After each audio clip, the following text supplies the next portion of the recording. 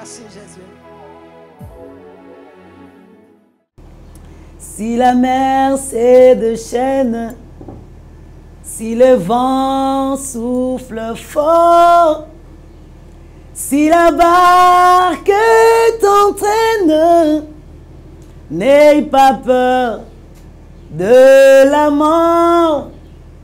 Si la barque t'entraîne, n'aie pas peur de la mort. Jésus n'a pas dit que tu coulerais. Jésus n'a pas dit que tu sombrerais. Il a dit, allant sur l'autre bord, Yeshua lobite, ete yoko zinda, alobite, ete yoko limwa, kasi alobi, tokatisa, nangambo mosusu, tokende, nangambo mosusu, Yesu alobite, ete yoko limwa, Yesu alobite, ete yoko kufa, kasi alobi, tokatisa, nangambo mosusu. Que le Seigneur vous bénisse, sa présence est là, parce qu'il est là, nous sommes rassurés que nous sommes très très bénis. Rassure-toi, toi qui nous regardes en ce moment, rassure-toi de la présence de notre Dieu, rassure-toi de la présence du Saint-Esprit. La Bible dit que c'est poussé par l'Esprit que les hommes ont parlé de la part du Seigneur. Et cet après-midi, nous nous réjouissons de ce que le Saint-Esprit est là. Il est en train de nous pousser, il est en train de nous donner les mots justes, afin que nous puissions encore nous exhorter, afin que nous puissions encore vous parler en ce jour. Que le Seigneur vous bénisse. Sur l'autre rive, tel est le thème de cet après-midi. Nous allons lire la parole du Seigneur. Nous sommes dans Luc 8, 22. Nous connaissons tous les récits, mais je vais quand même lire question de nous rafraîchir le mémoire. La Bible dit ceci, Luc 8, 22. Un jour, Jésus monta dans une barque avec ses disciples. Il leur dit, passons de l'autre côté du lac. Et ils partirent. Pendant qu'ils naviguaient, Jésus s'endormit. Un tourbillon fondit sur le lac. La barque se remplissait d'eau et ils étaient en péril. Ils s'approchèrent et les réveillèrent en disant, « Maître, maître, nous périssons. » S'étant réveillé, il menaça le vent et le flot qui s'apaisèrent et le calme revint. Puis il leur dit, « Où est votre foi? » Alléluia, alléluia. Que le Seigneur soit béni pour ces récits qui vont encore nous réconforter. Passons sur l'autre rive. Passons sur l'autre bord. Nous connaissons tous ces récits. Jésus-Christ avec ses disciples. Ils étaient dans la barque. Ils venaient de quelque part. Ils venaient de rendre ministère. D'ailleurs, avant qu'ils ne montent dans la barque, Jésus avait guéri la belle-mère de Pierre. Et Jésus avait guéri les lépreux. Jésus avait guéri l'homme à la main sèche. Au fait, il était en plein ministère, en pleine mission. Mais cette fois-là, il fallait qu'il traverse. Il fallait aller de l'autre côté. Il fallait rencontrer ceux de l'autre côté. Il fallait traverser. Et c'est Jésus qui avait dit aux disciples, hein, allons, passons sur l'autre rive. C'est-à-dire, nous venons de quelque part, mais cette fois-ci, nous voulons passer, nous voulons aller quelque part. Chers bien-aimés, cet après-midi, il s'agit de l'autre rive. Qu'est-ce que je vais dire? Vous voyez, la vie est faite de passages, la vie est faite de traversées. Il fallait qu'il traverse. Il fallait qu'il quitte une étape pour une autre. Il fallait qu'il quitte un endroit pour un autre. Il fallait un mouvement. Alors nous sommes dans cette vie, eh bien, la vie est constituée de traversées. Lorsque nous naissons, nous devons grandir. Lorsque nous grandissons, à un moment donné, on est enfant, et puis l'on doit devenir adulte, à un moment donné, indépendant. Ça constitue des traversées. C'est-à-dire, la vie, c'est comme un fleuve. Laisse-moi nous dire que ce n'est pas un fleuve tranquille, parce qu'ici, il s'agit de allons sur l'autre côté. La Bible dit, les disciples étaient avec Jésus, en train de traverser. Le maître avait libéré la parole. Il a libéré la parole. Allons sur l'autre côté. Alors, en pleine traversée, la Bible dit que Jésus s'endormit. Les disciples étaient là. À un moment donné, les tourbillons viennent. Les tempêtes, le flot de la mer, le mugissement de la mer. En fait, les choses se compliquent. Le vent souffle. Et les disciples se sentaient en danger. Ils ont commencé à réveiller le maître. Réveille-toi, maître. Nous sommes en péril. Nous sommes en péril. Ce qu'ils avaient oublié, c'est que le maître avait libéré la parole. Le maître avait dit, allons sur l'autre côté. C'est-à-dire, le tempête, le vent, le flot de la mer, les mugissements de la mer ne vous feront absolument rien. Parce que moi, j'ai déjà libéré la parole. Moi, j'ai déjà dit, allons. Vous devez traverser. Vous devez quitter un endroit pour un autre. Vous m'aviez vu guérir la belle-mère de Pierre. Vous m'aviez vu guérir le lépreux. Mais de l'autre côté, il y avait le fou de Gadara. Il fallait que vous puissiez expérimenter Jésus, mais sous une autre facette. Il fallait que vous puissiez expérimenter ma puissance dans une autre dimension. Chers bien-aimés, de l'autre côté, ce sont de grandes choses. De l'autre côté, c'est la destinée. De l'autre côté, c'est ce que l'Éternel nous a réservé. Lorsque le maître libère la parole, c'est-à-dire il t'a dit que qu'importe le vent, qu'importe le marais, qu'importe les tempêtes, eh bien tu arriveras parce que moi le maître, j'ai déjà parlé. J'ai déjà libéré la parole. La Bible dit que Christ s'endormait. Allah li pongi. Il est devenu discret. Or, la Bible dit que notre Dieu ne dort ni ne sommeille. C'est-à-dire, Jésus voulait voir la maturité de ceux avec qui il faisait route ensemble. Parce que nous devons quitter d'une étape à une autre. Nous montons de niveau. Nous changeons de niveau. Alors, avant de pouvoir aller, le maître parle toujours. Que le Saint-Esprit nous donne à être attentifs. Afin de pouvoir écouter ce que le maître dit. Pourquoi avoir peur de la tempête? La tempête aujourd'hui, les tourbillons aujourd'hui constituent les souffrances et les difficultés, toutes sortes de choses que nous vivons, la maladie, la faim, la nudité, les circonstances difficiles, ça constitue les tourbillons. Mais qu'importe, le maître avait déjà dit que allons sur l'autre côté. Ma destinée se trouve de l'autre côté. Allons du côté de la grandeur. Cher bien-aimé, le diable n'a que faire de tes années sur la terre, mais il a affaire à ta destinée. Voilà pourquoi les tourbillons viennent, parce qu'à un moment donné, le diable se sent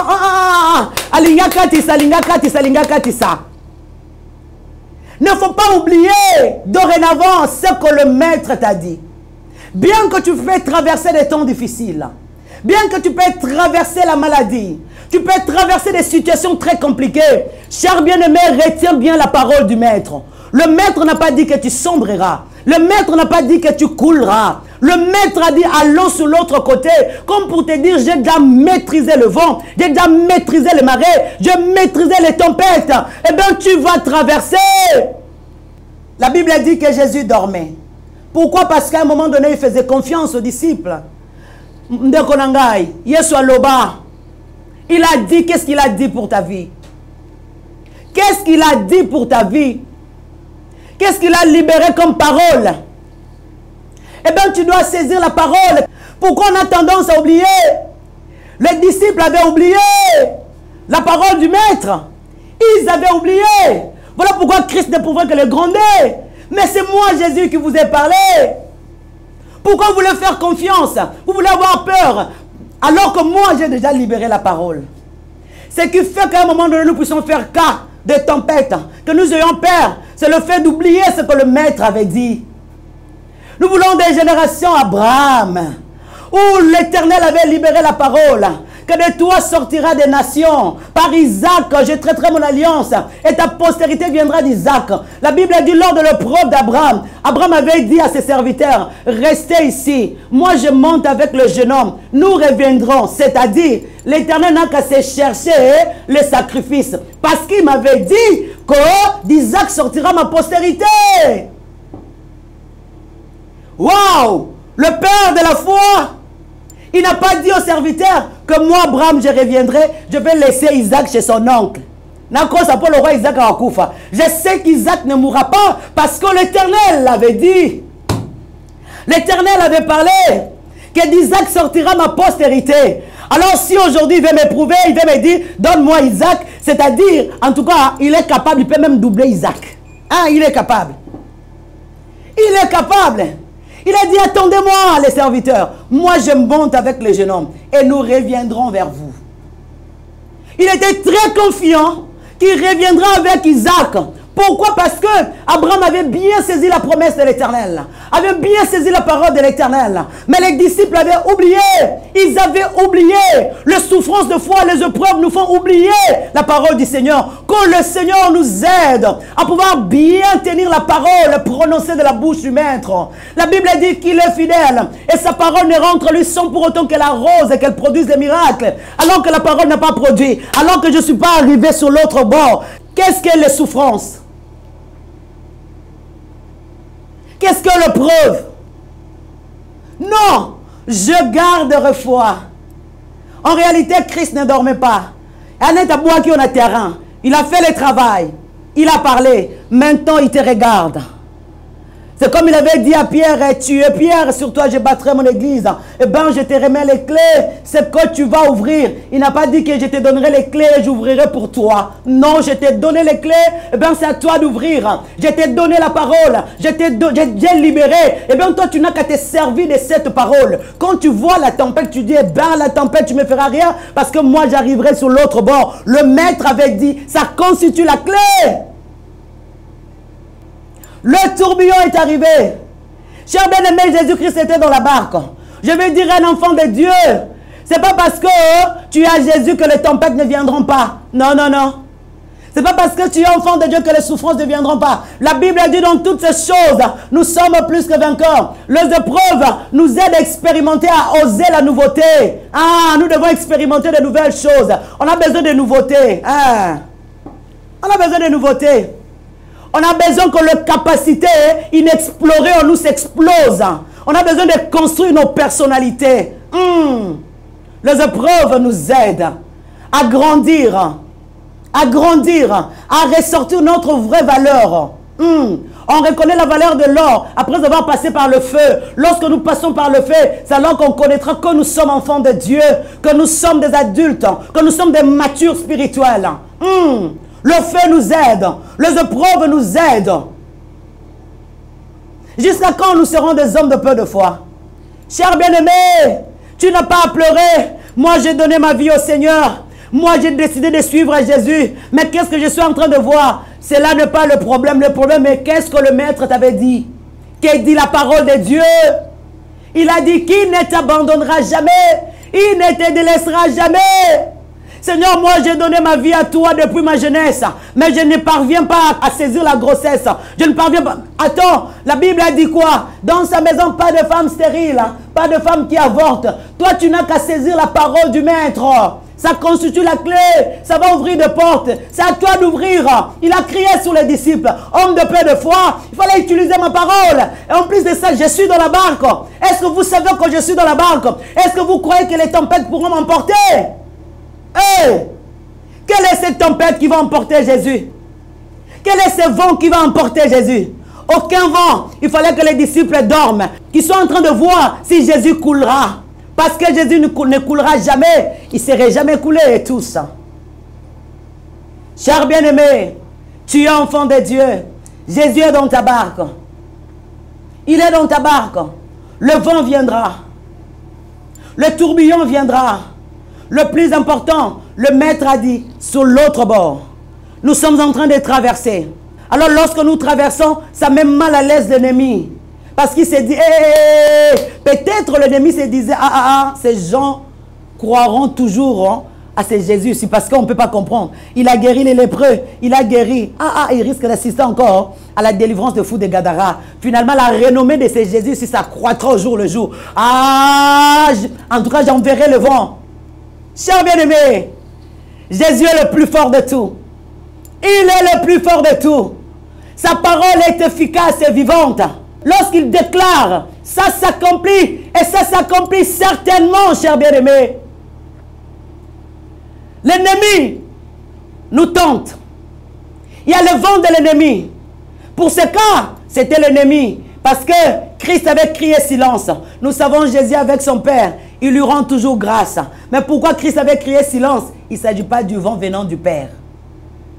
Il a crié silence. Si c'était le vent divin, il serait en train de rendre grâce à son Père. Père, je te remercie pour ce vent, pour cette tempête. Non. Il a crié silence. Cher bien-aimé, tu y as ce pouvoir de crier silence à tout vent de l'ennemi. Tu y as ce pouvoir. Tu peux crier et le vent va s'apaiser. Tu peux crier et le vent va disparaître. Tu y as ce pouvoir, cher bien-aimé. Crie, parle, déclare. Cher bien-aimé, les souffrances constituent les tourbillons, le vent, les épreuves extérieures. Mais le doute, la peur, ça constitue le combat interne. Et c'est très dangereux. C'est très dangereux lorsque ton cœur est rempli de doutes. Lorsque ton cœur est rempli de la peur, il te sera difficile d'expérimenter la main de Dieu. Parce que la peur et les doutes vont te submerger. Cher bien-aimé, tu dois sortir des doutes. L'Éternel a dit pourquoi tu doutes. L'Éternel a parlé pourquoi tu as peur. On a diagnostiqué sur toi, mais regarde la manière dont tu as peur. Tu crois que la mort interviendra sous peu. Cher bien-aimé, qu'est-ce que le Maître a dit? Qu'est-ce que le Maître a dit? Au nom de Jésus, la guérison est certaine. À mon nom, la solution est certaine. Utilise le nom de Jésus. Pourquoi tu pleures tout le temps? Tu es femme mariée parce qu'on a dit que tu ne vas pas accoucher. Toi, tu pleures. Toi, au fait, tu as peur. Non. Non. C'est lui qui t'a donné le mariage. Est capable de te rendre féconde. Il n'a pas dit que tu finiras ainsi. C'est une traversée. Tu dois aller sur l'autre rive. Et lorsque nous traversons, il y a le vent qui vient. Lorsque nous traversons, les tempêtes viendront. Mais le plus important que le Maître avait dit, ça c'était les épreuves venant de l'ennemi. Mais il y a également les épreuves dont nous sommes nous-mêmes les auteurs.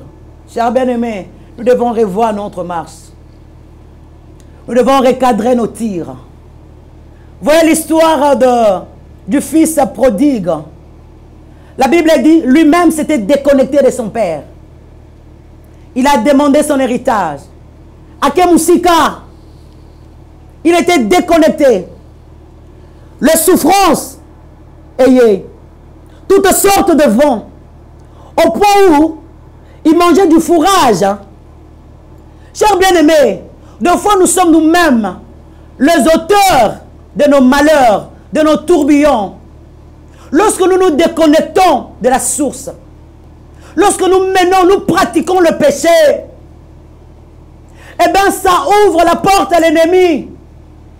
Ça ouvre la porte au vent de l'ennemi. Ça ouvre la porte aux faits étrangers. Oui, les tempêtes, oui, viendront. Mais au nom de Jésus, nous allons crier silence. Mais si toi-même tu es l'auteur, eh bien, tu dois rentrer comme cet enfant prodigue. Tu dois rentrer. Alors que je te parle, j'ai pris que le Saint-Esprit te révèle qui tu es exactement et dans quoi tu es exactement. Parce que nous voulons traverser. Nous voulons monter de niveau. Ah oui, je suis en train de faire mes affaires ne marchent pas. Tu donnes ta dîme. C'est cela le problème. Qu'est-ce que le diable a fait? Mon commerce ne tient pas. Ta dîme alors. Toi, tu voles Dieu, on te volera. Tu voles Dieu, on te volera.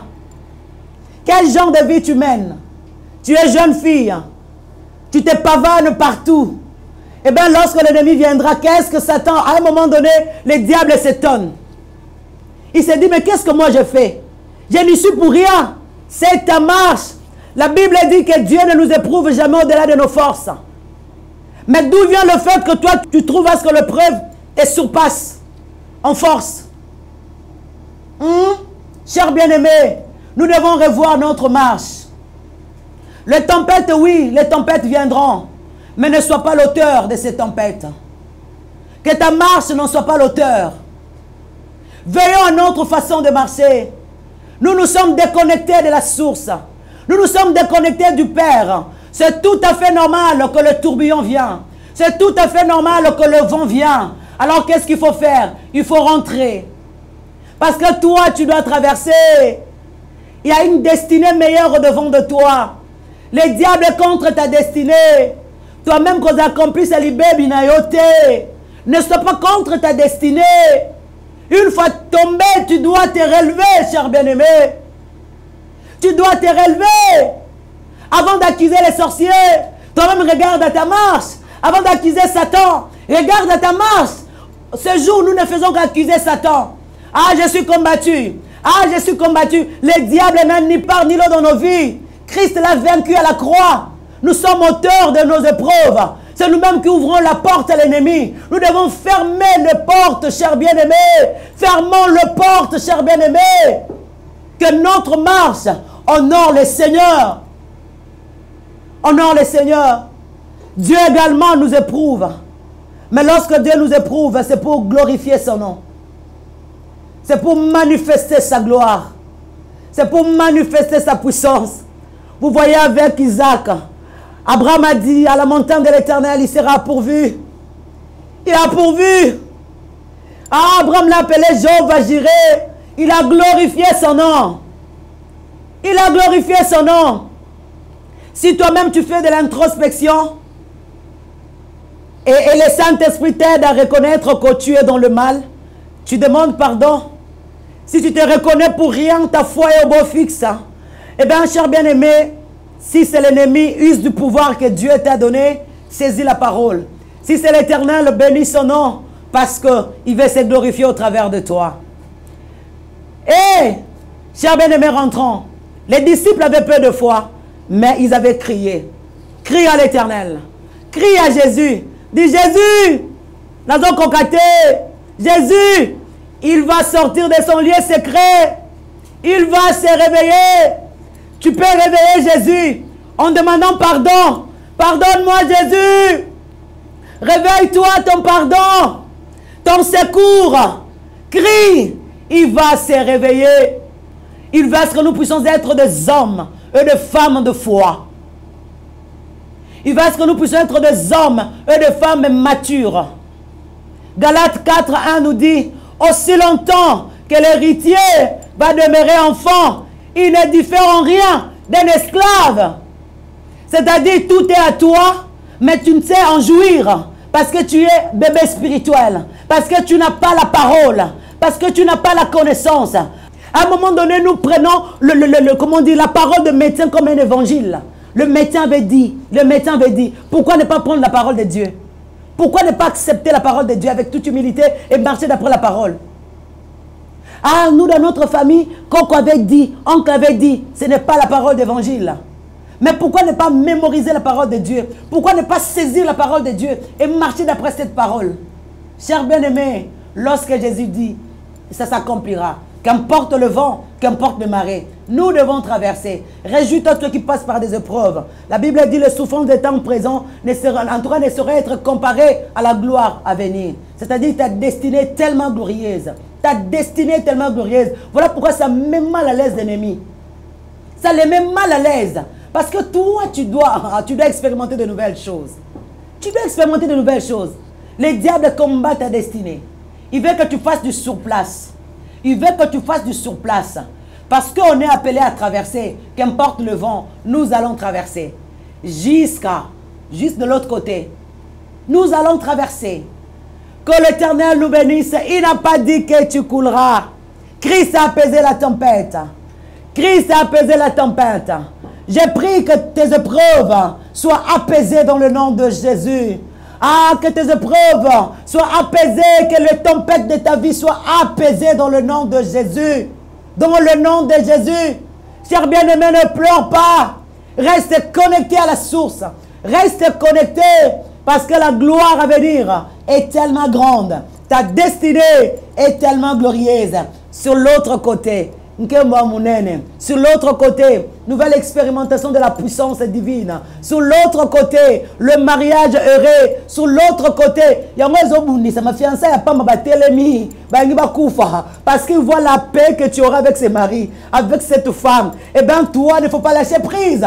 Ne lâche pas prise. Ils se sont levés, mais toi, tu es victorieux. Tu es victorieuse, madame. Tu es victorieuse, ma soeur. Tiens le coup. Tiens le coup. On sent que ta vie va changer. On sent que le travail est arrivé. Ils se sont levés. Ils ont menti. Ils ont menti. Eh bien, qu'importe l'épreuve, qu'importe la souffrance, toi, tu es plus que vainqueur parce que le maître est dans ta barque. Le maître est dans ta barque. Que le Seigneur vous bénisse, sans que le Seigneur bénisse sa parole dans ton cœur. Toi qui n'as jamais donné ta vie au Seigneur, donne ta vie au Seigneur afin que Jésus-Christ entre dans ta barque. Qu'il entre dans ta barque, c'est alors que le vent de ta vie sera tout le temps apaisé. Les souffrances seront apaisées, auront la solution. Parce que Jésus-Christ est la solution. Invite Jésus dans ta barque.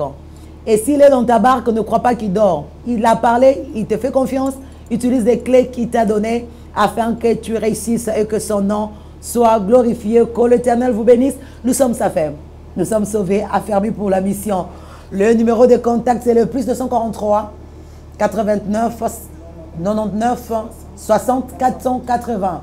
Plus 243 89 99 60 480. Nous sommes sa femme.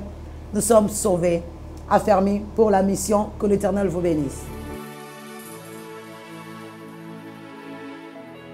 Merci Jésus.